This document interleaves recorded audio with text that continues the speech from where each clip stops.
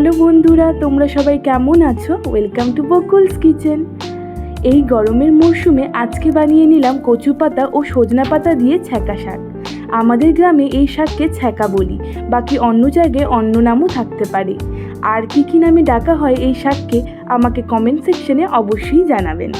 প্রথমেই আমার ছোট্ট সবজির ক্ষেত থেকে নিজের হাতে লাগানো কাঁচা শাক ও সাথে গাছ থেকে টাটকা সজনা পাতা পেরে ভালোভাবে শুধু পাতাগুলো আলাদা করলাম। এরপর আগে থেকে তুলে আনা কচু পাতাগুলিও ছোট্ট করে কেটে নিলাম।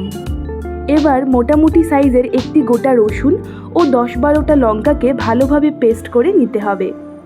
এরপর কড়াই গরম করে 2 কাপের মতো জল ফুটিয়ে সেখানে 1.5 চামচ খাবার সোডা দিলাম।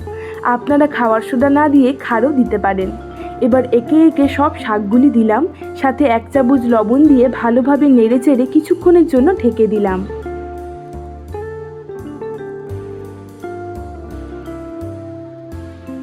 শাকগুলি মোটামুটি মজে যাওয়ার পর ঢাকনা খুলে আবার কিছুক্ষণ নাড়াচাড়া করলাম, যতক্ষণ না শাকগুলি ভালোভাবে গলে যায়। এরপর লঙ্কা রসুন বাটা দিয়ে আবার ভালোভাবে বসিয়ে ঢেকে দিলাম। 5 মিনিট পর ঢাকনা খুলে দেখবেন সব শাকগুলি ভালোভাবে গলে মিক্স হয়ে গেছে। তারপর গরম ভাতের সাথে পরিবেশন করুন ছ্যাঁকা শাক।